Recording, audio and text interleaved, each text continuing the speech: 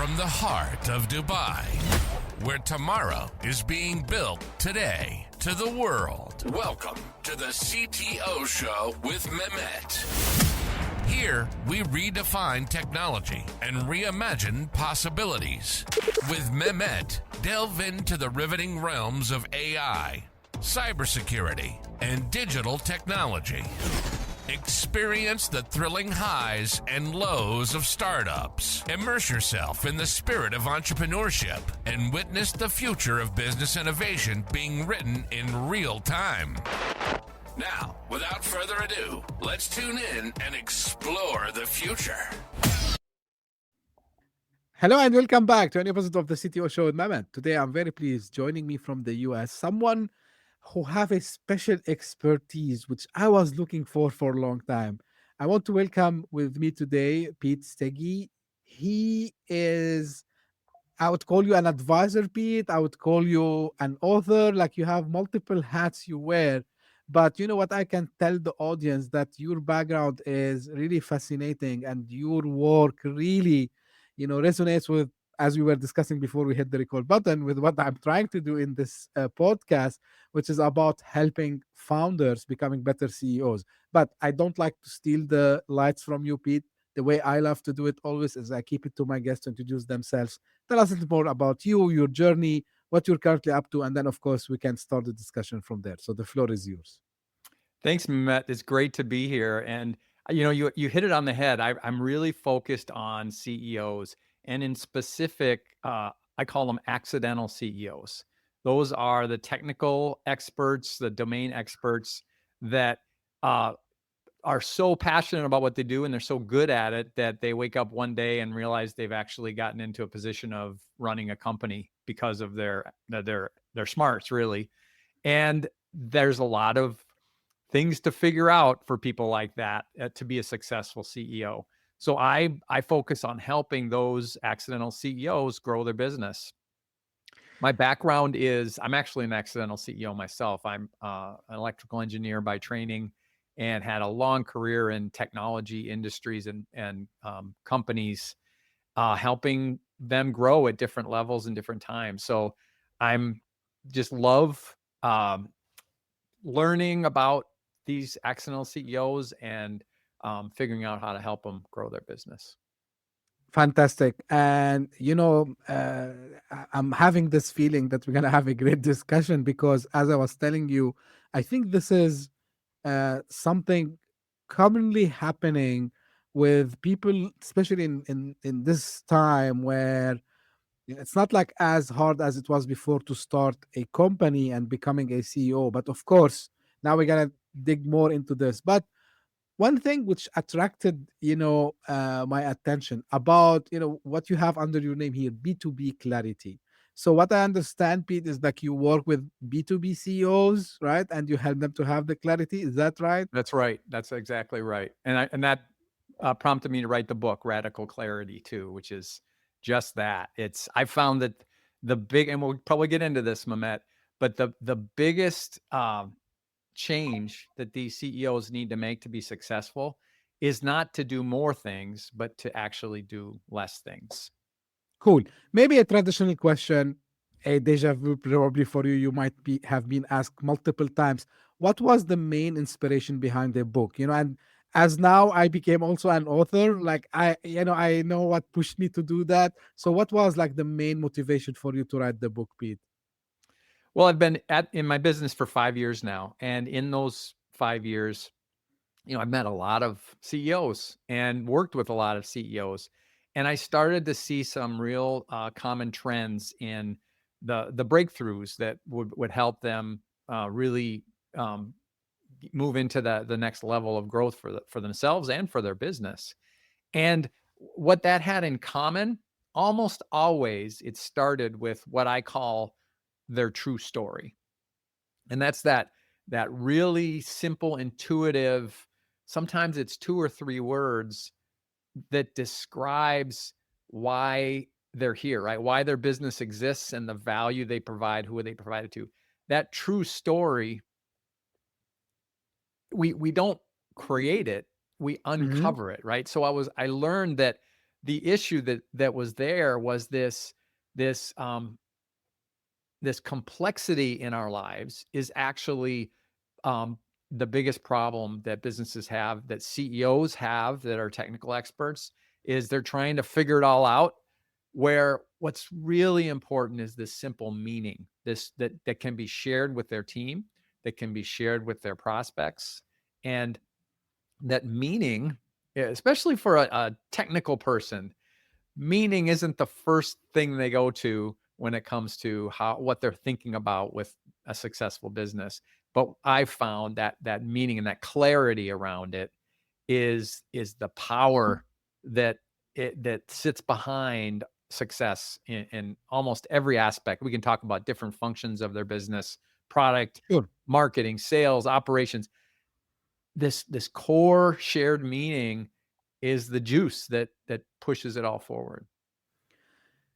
Is it like what I also mentor some to be entrepreneurs, and the first question, and it's not me, I invented this, like it's something I learned from multiple known figures, of course. Is this the why we ask the founders why they started, why they want to be founders in the first place? Is this the clarity we are talking about? Is it the the end goal, the vision, like how we define it, Pete? That's a really important part of it, the why, for sure. And if your listeners have not read Simon Sinek's book, Start with what is it? why. Yes, that's really a valuable insight, right? But it's more than that. It's a combination of the why. I think of it almost like magnets attracting. The one pole of the magnet is the why, the purpose that I have. Like, I can do that. I want to do this thing, right? I can do this thing, and I see the value of it for my clients, for the industry, for my family, whatever, right? But then the other pole of the magnet is the receiving end, the who I'm doing it for. Mm-hmm.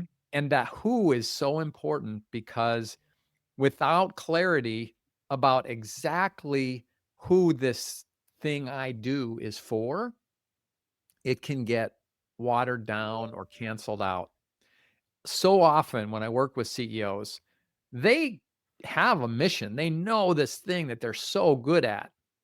And often they want to talk about what it is and what it does, but they're vague about who exactly it helps. And by working on being really, really clear about that, I call it a bullseye market, not a target market. It's so specific. That opens up the power of that purpose and that meaning about that why that you do. So back to your question, why? Absolutely. But who is just as important.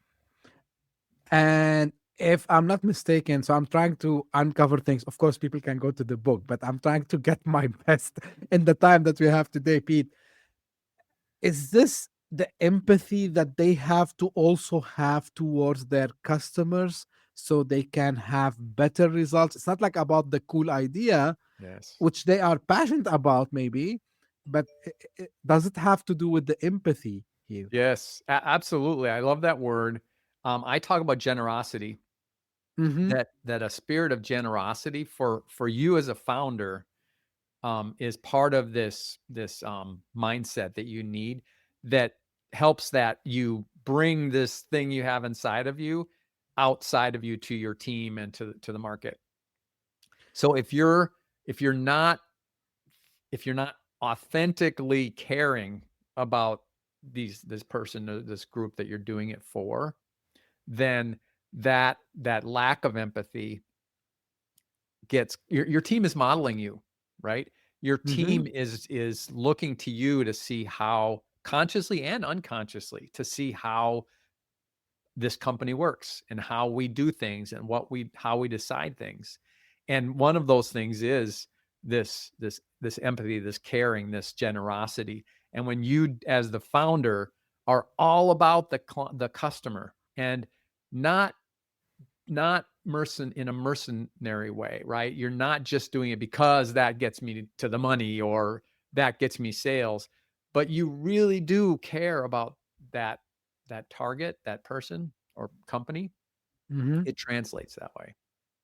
What I tell CEOs when we have this conversation is, yeah, you want to make money. You want this to be profitable. It needs to be profitable for it to go on, right? So that's totally understandable. But at the end of the day, when you created this company, it's the value that creates the profit, right? It's the fact that you're actually helping them. That happens first. The help, the assistance, the giving is the source of the success, the financial success. Yeah, you exactly, took the words that I held on, because, I knew the flow would bring us here. There's a famous video, an old one, of course, of Steve Jobs, and he was mentioning people comes to me and asking me like how we can start a company, and he asked them why you want to start the company, and then he says like they tell him like it's to make money, and he said no, better you go and do something else. It's not like this journey. And even like now, people, when I ask them why you want to start this, they tell, yeah, we want to become rich, like yeah, we're passionate about it, but also, and I say, getting the money, which is nothing wrong with that, is the result of what you do, but it's not the purpose of what you do. So this is makes a lot of sense with what you're saying, Pete.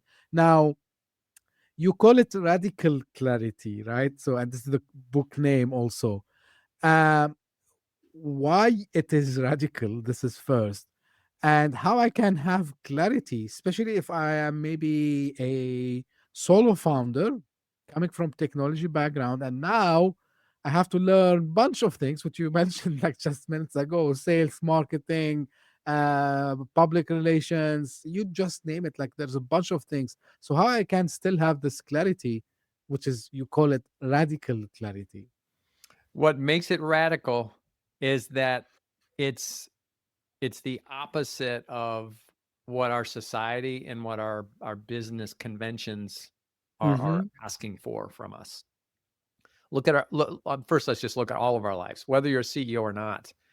There is so much noise. There's so much uh, things asking for our attention, and it's so easy for us to let them in, right? Social media is the obvious example, but it's true in all of our lives that we're so overscheduled, and there's always more things that we could be doing or watching or seeing than we have time for, right? True. Now you're a CEO, and that's, take that, and now it's your job to be informed and on top of all these things. You have to do all these things, right?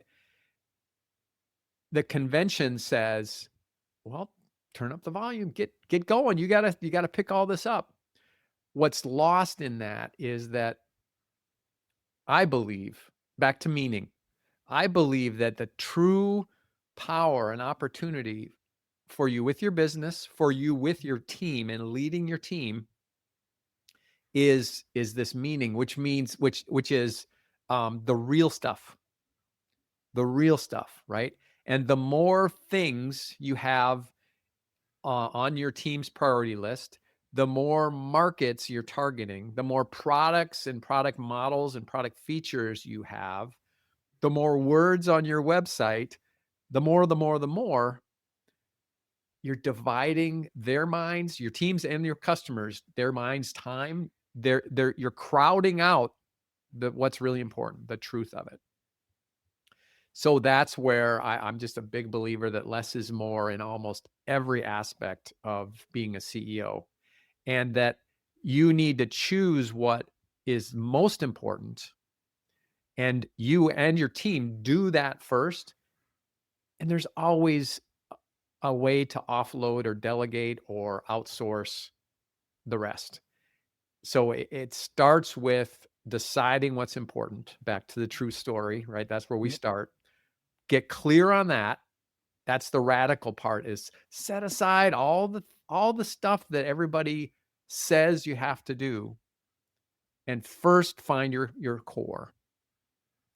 And then here's the other radical part of this. As a CEO, your number one job after that is every day you are the steward of that true story. You are the guardian of it. You are the one that needs to bring it up every day and in all the meetings about why we're here and what's important and what does that look like going forward, right? Test everything against that. And that the other thing I'll say, Mehmet, is one of the biggest symptoms of doing this well is you end up saying no a lot, right? You say no to a lot of things for you personally, for your business priorities, even for your clients, right? You don't put everything out there in front of them. You give them what they really need from you. Because you work with a lot of CEOs, Pete, especially for the ones who comes from technology background. I'm an engineer by education, like you, and I know for a fact that maybe when I was younger, I was used to think the opposite way. So, not as a CEO, like in general, when I shifted to the business side, and as a CEO, whatever your background is, you are a business guy now. You're not only the technical guy. So the thing that I was noticing on myself, and I start to notice that it's not only me. A lot of I can say the majority. I don't like to generalize things. Coming from technology background, being an engineer, you want to put as much details as possible. You want to put as much features as possible. You want to exactly the opposite of what you are. But now, how we can train ourselves to slow down? Like it looks at some stage. I thought it's an instinct in me. It's like a reflex that whenever someone asks me for something, yeah, I have to jump and I have to do it. How do we start controlling ourselves as a CEOs to make sure that, okay, we should take it, say no? Is there anything you advise them to follow to have this built as a habit? I would say. It's a great question, Mehmet. And I believe the answer is don't try to do it in a vacuum. Don't try to say, oh, I'm going to stop doing these things just because I should. It goes back to why we always start with finding their true story first. Because if you have that in hand, if you can steep yourself in your purpose, in your meaning, it's not just your job to help your team stay on track. It helps you stay on track to say, okay, rather than say, oh, I'm going to stop doing that, or I'm going to stop doing that. First say, okay, what am I going to do? What do I need to do for this primary mission we are on? What's the top 2 or 3 things for your business, for example? What are the top 2 or 3 things we need to do to help us move forward right now? If you do that first, then think about what else you could do. It's easier because you don't have time for the other things, right? Because you're focused on the important things. So that's what I advise is don't try to empty out everything without something in its place. Start with the thing that belongs first, which is that core purpose for your business.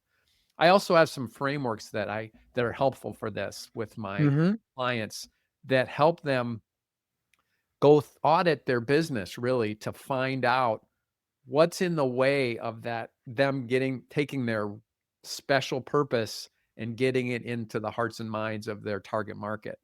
So we look at those two ends of the two poles of the magnet, and we understand what's their process of discovering us, getting to know us, deciding to choose us, working with us, etc. That lifetime of with us. How does that happen? Because we have an idea about that. We're experts at what we do. So we think through how is that going to happen step by step by step in our market specifics. And then we go back through, we document all that. Then we go back through and say, okay, what's it like today? And it's uncomfortable. It's sobering, right? But you see, it's about that. We could be better, but that's happening that way. But there are other steps where, oh, yeah, that doesn't work at all like we want it to. Clients are, when they hear about us, they click on the contact us button and they get some cheesy form, it's like, oh, that's not the experience we really know they need. Or there are cases where they're totally blocked from moving forward. And so doing that, what it should be versus what it is today, that surfaces these 2 or 3 priorities for the business that right now we need to fix to allow our clients to get to the goodness that we offer them. Great. Now, one thing that also came to my mind regarding the clarity also as well. And again, this is from personal experience interacting with a couple of founders. So one thing I hear from them always saying, it's like, you know, I'm feeling a little bit lost. I'm feeling stressed. I ask why. They said, like, I have a lot of things on my plate, many things going on in the company. I have to deliver, so performance. Uh, and of course, we know why. So two things here. So first, they're trying to build, the company they're dreaming to build, but then they come and say, hey, like, we're feeling lost, which is the opposite of clarity, of course, because we have pressure delivering on time to clients. We have pressure maybe if they took some investment from the investors, right? Sometimes it might be market conditions. So how founders and CEOs, they can keep themselves on track to not lose this radical clarity that you talk about here, Pete. So how I keep myself accountable Mm. that I'm not losing this clarity. So the first thing is just to remind what listeners what I just said, because it starts with that. Once you know why you're here, that's very, very simple story. You make sure everybody else sees that same story and need why we're here, so it keeps everybody on the same page and the same priorities. And then you stay true to that number one over everything else. So that means when you wake up at 3 a.m. and you're anxious because of that funding round that you're trying to get, and things are out of your control, or there's too much to do. How am I going to get that done? And I know this is easy to say and harder to do, but there really is value in, at that point, stepping back and saying, okay, let's go back to why we're, where we're at in the journey. What, it's not perfect, but is that, what about going to where, to this purpose we have for that target audience? Where does that fit in here? Yeah, that's pretty important. Well, then is there something else that's less important that I can remove, right? So it's about that focus and that prioritization. And there's a certain amount of letting go, right? That you are where you are and who you are, and you're not Superman, and accept that there might be a setback or whatever. And you can ask yourself, am I still committed to this thing I'm doing? Yeah, I am. Well, it's going to be a little harder than I thought, but I'm not failing. I'm just taking longer, right? It's this focus on this mission that you're on. There's another aspect to it too, Mehmet. It's something I call the mindset of meaning for CEOs. And it's especially helpful for accidental CEOs like you and me that can be so focused on how it works and the things, all the things. So three parts of this. One is authenticity. Mm. And that is CEOs that are successful are transparent, and they're focused on the truth, if you will, what's really happening, not trying to control and make things be something it's not. So that takes the pressure off some of this. It also, that's how you unite your team, and that's how you open the door for access to your prospects, because if they believe that you're being true to them, right? If what they hear about you is accurate, and if what you promise them is what you will do, that authenticity goes so far. Back to what we said about this crazy, noisy world we live in. Yeah. personally, so much of what I read and see, I wonder if it's a machine talking to me anymore. I think mostly it is, right? AI. And authenticity says, if you can find a way to break through and be human with people, your team and your prospects, that stands out in a way that no matter how sophisticated your other communications are, it stands out farther. So authenticity is the first. In being intentional is the second. And that's that less is more idea, that do what's important first. And if you don't have time for the thing that's secondly important, you'll do it later, right? And accept that 3 a.m. thing, accept what you can actually do that's important and that you're doing the important thing. And the third one we already mentioned is generosity. Yes, or empathy. Wrap that whole thing in, we're doing this to make these bullseye customers' lives better in some way. That's why we're here. It just helps everybody cope with adversity a lot better. One thing on that, Pete, like,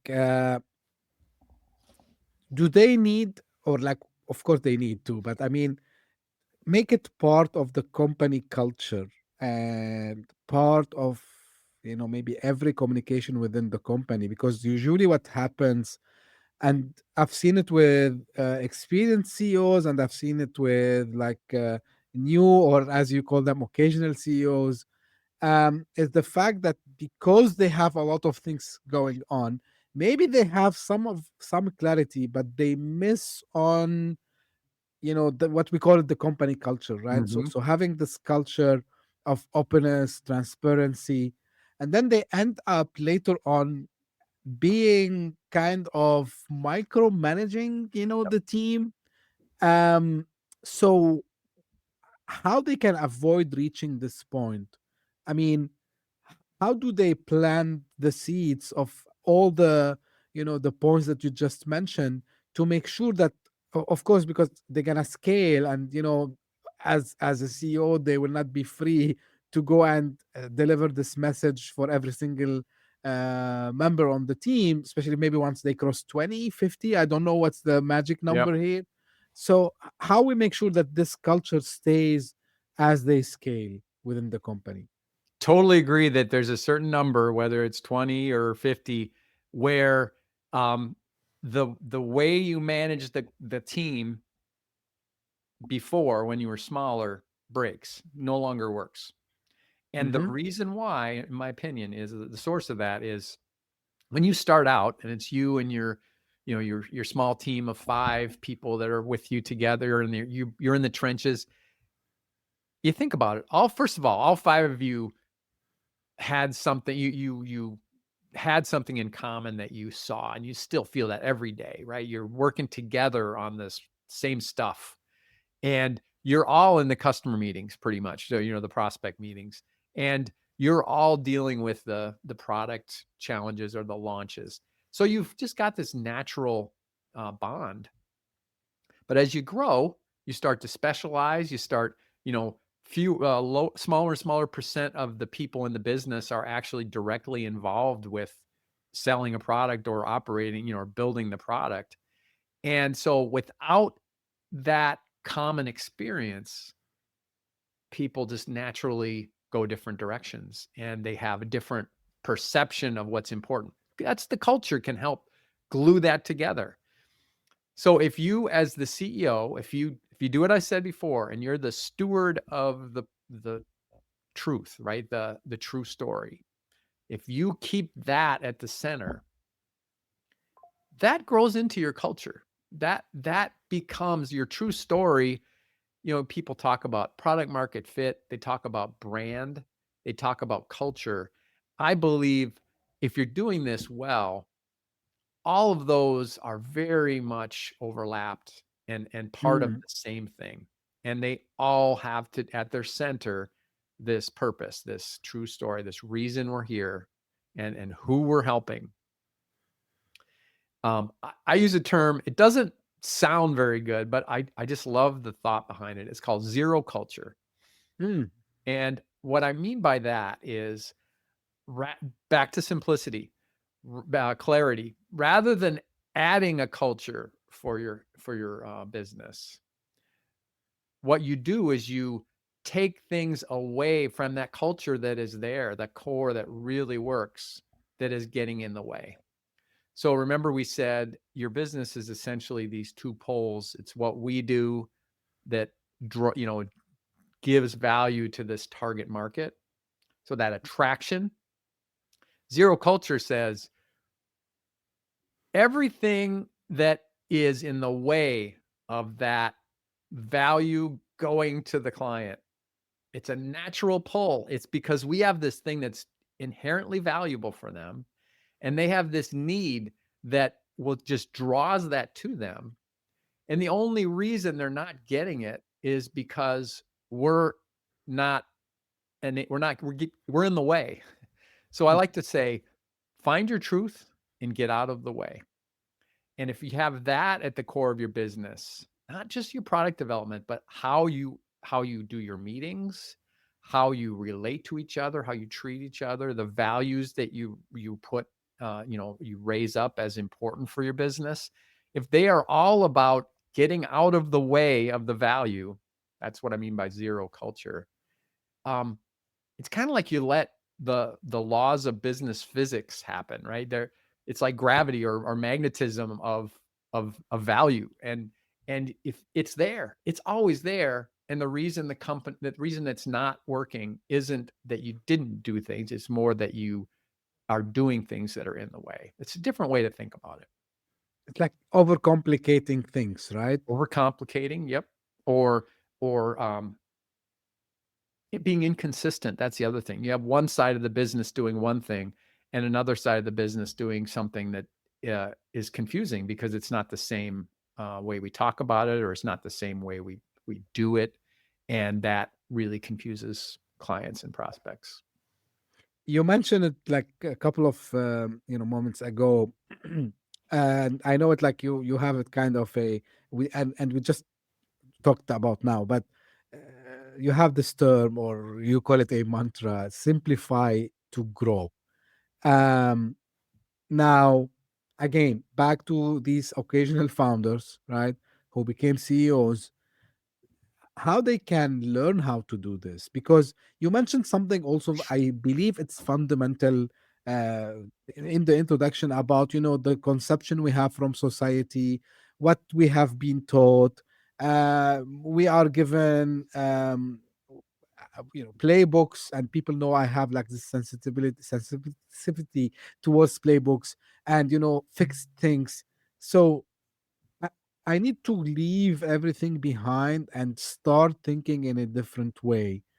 Now, how I can also, part of the journey when I want to start to simplify things to grow, make sure that I still kind of showing this flexibility, because I know, and I've seen it also. Maybe you can share some of your experience, Pete.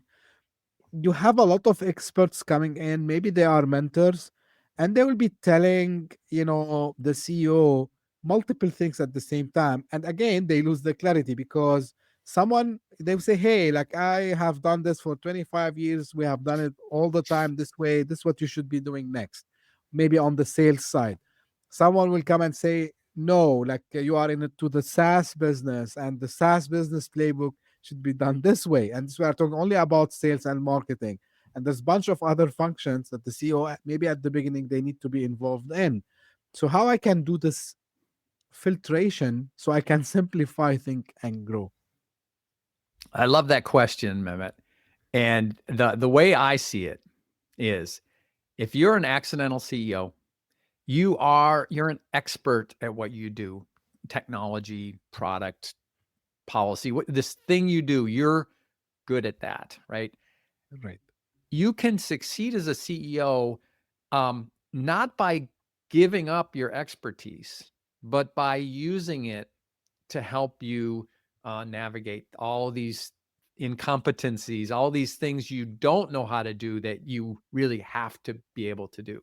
So the way to do it is not to try to be an expert on things you're not an expert on, but rather use your core expertise and this true story, this mission you're on, as your compass for all of these decisions. So I'll give you an example of what I mean by that. Let's say that, well, first of all, so what that means is you need to add to your technical expertise customer expertise. So if you're going to invest in anything, expand your understanding of what you make to who you make it for and what's their need, what's their experience, what works, what doesn't. So the more you know about that who, because you know the why, the more you know about the who, the better you're going to be able to navigate all these things. Because what happens, let's say you have a financial situation where you need to, organize the company financially in some way, and you bring in an expert because you're not a financial expert, and then, investor, corporate investment executive. And they start explaining to you, well, you need to do this or that. In my experience, this is the right way to do it. They have all these recommendations. Your job isn't to understand their expertise in that situation. Your job is to represent your mission, which is your strength. I know what we make and options for how we can deliver it. And I know what the end result is. I know what that client, that prospect, that customer needs or wants, or what we believe we can give them. So then you just ask, now you're curious with that expert, whatever field it is, you're curious, and you say, explain to me how that will work. Here's how we need this to play out for my investors or whatever might be your audience. What are my options then, right? So test everything you hear from these experts against the foundation, that foundation of your expertise and your mission for your clients. It's scary not to be an expert on all these things because you're used to being the expert, but that's your future as a CEO. You're never going to know everything. What I encourage you to do is just double down on being the expert on that thing you do and who you do it for. How much this intersect with the famous saying of do things that don't scale? Tell me more what you mean by that. Yeah, so there is a, it's from Paul Graham of Y Combinator. Like he said, like you should be doing the things that don't scale, meaning that at the beginning you need to get involved and learn all the things that usually you would not be able to maybe hire because you don't have enough money. Yeah. You need to learn all these things. So how much that intersect? Because it's a very famous word in the startup world also as well. Well, I think, of course, you need to, there's that certain level of understanding you need. I believe that you need to do things that don't scale, but you don't want to be the expert at things that don't scale, if that makes sense. So yes, you need to dive into it enough to know how that thing affects what you're doing. It's almost like an API, a personal API, right? You need to be able to totally interface with this thing, this competence, this function in your business, so that it is providing everything that your customers need and your product needs. But you don't need to know how it works on the other end. You can't afford to, right? And yes, when there's no money, you do what you have to do, but you're not going to be an expert on those things. You just do enough, right? You just do enough to get by. Right. Now you mentioned about AI and authenticity. You tied both together. And I know, like you say, the most human wins. How this can be seen in a world where you talked about noise, and you maybe saw my eyes like were like this because I always, in all my discussions, even when I write my thoughts, sometimes I always repeat like we are living in a noisy world. It's again, we've been living in a noisy world for a long time. I would say since maybe we start to have radios and televisions, probably. Um, how I can be, as again, an accidental founder, making sure that I keep the human touch there despite this noise. Because you know what happens, Pete, and I've seen it beforehand on different people, me included. I don't exclude myself. I'm not saying a special person. I'm a human also. So when we see people doing certain things, and maybe using AI is one of them, or maybe we see people leveraging a specific, I would call it robotic way of doing things, communicating with their customers. It it might have worked with one, two cases, and then you find this guy or someone who comes up and say, "Hey, like this is the only thing you need to do this," and they give you these messaging, and they give you, what you have to write, how you have to say it, and then after a while, you start to see them acting like robots. Yep. Now, how I can, as a accidental CEO, avoid this trap and make sure that I am able to distinguish between, yeah, the thing that I really need to do. Maybe I need to change the tone I speak with people, because I come from a technical background. I'm a little bit kind of rude guy, and now I need like to show this empathy. I understand that maybe we need to do a few changes, but how I avoid looking like I'm an AI or looking like a robot? What a great topic. This, Mehmet, as you said, that we're all facing this now. We all see it in our daily lives, the effects of inauthentic communications coming from AI, right? Or influenced by AI. And so that I'm being a robot with AI's help, right? Um, and it's so tempting, because back to what we said about doing less, less is more. What society, what business, what all of our examples say is AI allows me to do things 10 times bigger, or do 10 times more things, or 10 times easier, or 100 times, right? And so it looks free, and it looks not only free, it looks like, well, I have to uh send AI emails because I can send 10 times as many. Why wouldn't I do that? And the reason why that won't work is every one of your competitors, every one of us has that option now. So, Mehmet, you think it's noisy now? Wait till next year or the year after, because it's only right. It's going to get worse. And I think that whole strategy, that whole marketing model is broken because of AI. And companies that succeed are going to be the ones that wrestle with this hard thing of, how can I be human? How can I show up as a authentic human to my clients and prospects and employees? How do I do that at scale? Because it's one thing. You and I were talking real time, face to face.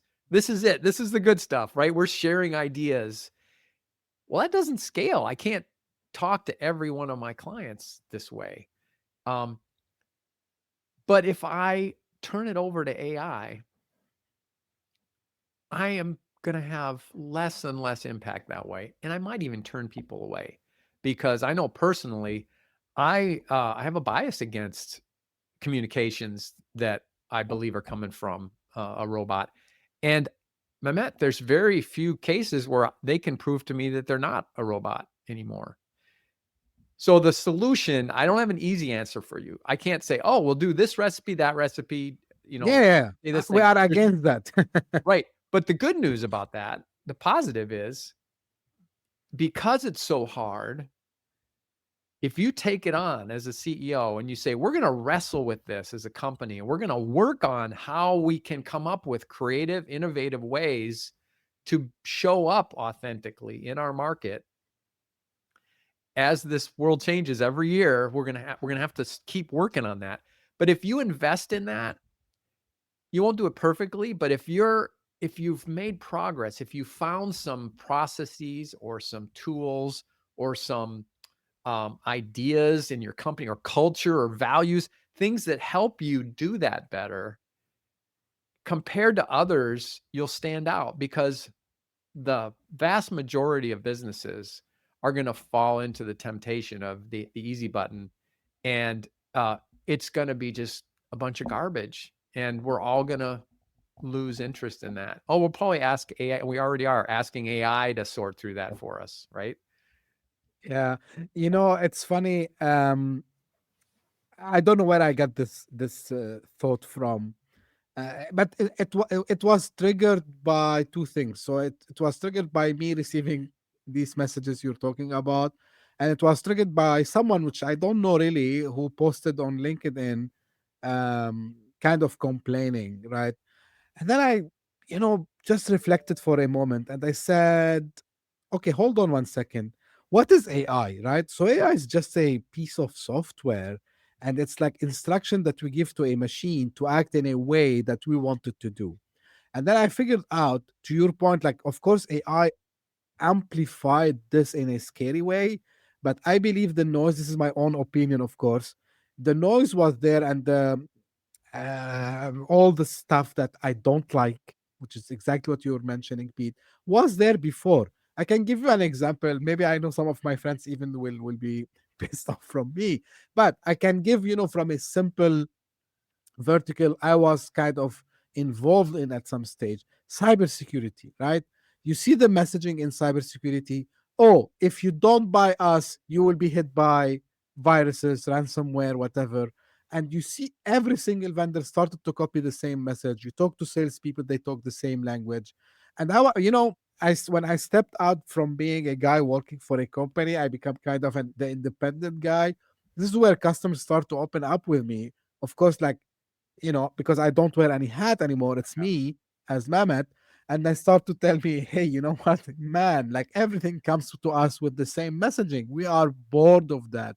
We don't want to hear the same, it's like the old tape that is keep, repeating again and again. I don't want to hear that. I need to hear something new. If you're not here with some new messaging, that doesn't work. And I think this is resonating now with people. The other thing which I said is we trained AI with what we used to do, which, it's not authentic. It's built on like, fixed stated playbooks, I call them, that might work, might not work. And then you go and tell the AI, hey, like, give me a cold email template for this business. And oh, yeah, like, see, it understand our business. I said, guys, so what? Because the thing that and it's coming to the thing that you mentioned, Pete, and this is why I like also the discussion about this two poles you mentioned Yeah. about like your purpose and the empathy, generosity, all the other things you mentioned. And this is why I tell people, like, if you don't have this, I call it empathy, authenticity, and the purpose, so you're gonna lose a lot because customer will feel it, they will smell it Mhm. far away. And by the way, you don't have even sometimes to use AI. You can feel that they memorize the script and they Yep. are just trying to say the script. Yep. And and AI is just, what is AI? Like we trained AI on our own data, right? So Yes. us as the humans, we just go and blame AI. And this is what I wrote yesterday on my LinkedIn post. I said, before like complaining about AI, I think we should go and fix ourselves before we fix AI. Because if we fix ourselves, AI become much more fixable because AI is just trying to mimic, what we do. So this is just my 2 cents on this. But indeed, Pete, like it's something very important. To be authentic and try to show this empathy, generosity, as you call it. Try to show that you really care about your customers, partners, employees also as well, Yep. and lead with example. Now, um, when you start to work with these founders, like, is there an assessment you do with them, Pete, or is it like you assume that you know just they are occasional founders, they just started it, and it's like a same, not the same thing, but I mean, it's the process get repeated almost all the time, or is it like something you customize when you work with your own clients? It's very custom. As we talked about, the accidental CEOs have some things in common, but the needs they have and their strengths and opportunities are different. And I like to start with something that's actually available on the page that I'm going to share with your listeners at the end here. It's called the Accidental CEO Audit, and it's an online questionnaire. It's like 15 questions. It's not very long, but it gives, and then I create a report that looks at their relative strengths and weaknesses on 5 key vectors of being a CEO. So rather than things like financial acumen or like we said, rather than the functional stuff, what are the almost the outcomes of what a CEO is about? And the 5 are, see if I can remember them off the top of my head: strategy, leadership, growth, culture, and alignment. So these are things that if they're successful with their company, they'll see these things happening in their business. So how are they at being able to deliver on those 5? So we start with that as a sense to say, where's the biggest, impediment for their growth? And then it often, as I said, it gets into the idea of uncovering that true story for their business and for them. I can imagine the ROI is, in double digits, if not 3 digits. It's really, and just I'll mention in the book, I share 3 stories of businesses I worked with that the transformation of their businesses was really something to see. And those are some examples of it is fun to see that light bulb go off and see their trajectory change. Out of curiosity, and again, it's something that popped up in my head just now.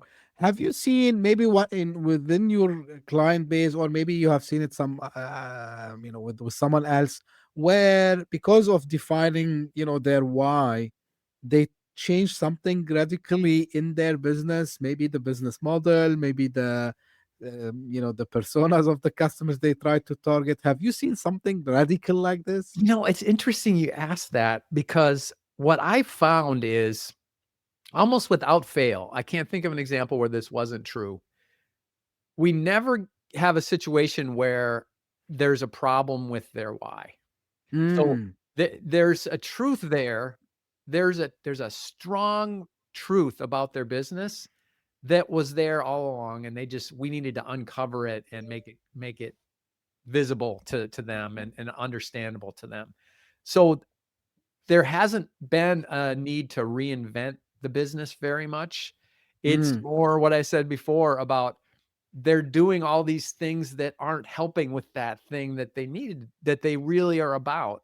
So an example would be one client had a big transformational experience, but it was mostly about they had this really powerful SaaS platform, and it could do so much that they kept being tempted by all these different opportunities that were not in this very sharply defined segment of the market. And we were able to together agree, you know what? I know those other industries and those other markets are attractive to you and are tempting, but this one tiny little sliver of the market is a $350 million opportunity for your business. Let's just focus on that and say no to all the rest. And we rewrote their website and their story about their product to be just for this one application. And that made all the difference in the world. It's the same product, really. But it now is just clear to everybody exactly who it's for. And it opens up the door for that market in a way they couldn't before. Delivering the right messaging of the value proposition without maybe changing the product itself. But to be fair, by doing that, imagine you're on the product team and you're getting called into these different sales calls with different industries. But then that changes and we say, you know what, we're just about this one market, and all the prospect meetings are just about that. Don't you think your ability to create new features and improve the product gets better? It absolutely does. So the product got better too once that decision was made, because it was clear exactly what it was for. Yeah, and I believe, and I'm sure you've seen it, Pete, like once I master one specific market segment, it will be much easier later to copy that, or let's say replicate that to other maybe markets, to other use cases, because you master it, and then now you learned also how to tweak the Yeah, messaging, how to tweak maybe even the which features you should bring in front, like which personas you should be speaking with. So that's make a lot of sense. I agree. Yeah, 100%. Pete, like really, I'm enjoying the discussion with you today, and you shed light on many important aspects of the journey of these founders. Now, the traditional question I asked towards the end of my episodes: where people can get in touch, how they can start with you. And I think the book is available. Tell us like where we can find more and get in touch with you. Mehmet, I made it easier for your listeners. I've created a page for anybody that's listening to this episode that will give them some goodies that they can learn more. It's going to be at my website at b2b-clarity.com/CTO. And if they go there, then, and if you don't mind putting that in the show notes, that would be awesome. Of course. And there they can buy the book. They can get some frameworks from the book that I'll have worksheets there that they can download. And if they want to reach out and have a chat with me, they can do that from there as well. All free. I guess the book, you gotta you go to Amazon for the book, but Yeah, sure. I really appreciate that this generosity also from you, Pete. Thank you very much, and thank you, for the time. I know how things can get busy, especially at start of the day for you, almost beginning of the week. And I'm transparent with the audience. We're recording on Tuesday, 7th of October, so probably you're watching this 2 weeks after today. And yeah, so the link that you mentioned, Pete, it will be available in the show notes. Any podcasting app you're using, you will find them there. If you're watching on YouTube, you will find them in the description. And again, I can't thank you enough, Pete, for all the insights you gave us today. And this is for the audience. This is how I end my episodes.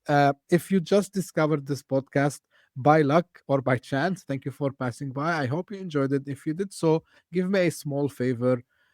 Just subscribe and share it with a couple of people, just your inner circle. We're trying to make an impact. We're trying to reach people to get benefit of all, the guests I had on the show, including Pete, who might inspire you, who might help you if you're feeling lost, you need some clarity. So, like, for example, you can get to Pete. And if you are one of the people who keeps coming again and again, thank you very much for the support. Thank you for loyalty. Thank you for all what you're doing for the show. I know like it's kind of a cliche now, I repeat at the end of each episode, but without two factors, first, of course, the audience, and of course, all my guests, the CTO show could not in 2025 never lose 1 week a position somewhere in the world on the top 200 Apple Podcast chart. This is something, I've been doing this for almost 3 years, but this year was really different. And you're not failing me, guys. So thank you for all the support. And thank you for also supporting the launch of my book, From Nowhere to Next. And if you want to grab your copy, it's also available on Amazon. You'll find the link on the CTO Show website, which is mehmetcto.show. And again, thank you very much for tuning in. We'll meet again very soon. Thank you. Bye-bye. Hit that subscribe button, share the show with your tech-savvy friends and fellow entrepreneurs, and leave us a review on your favorite podcast app. Your support means the world to us.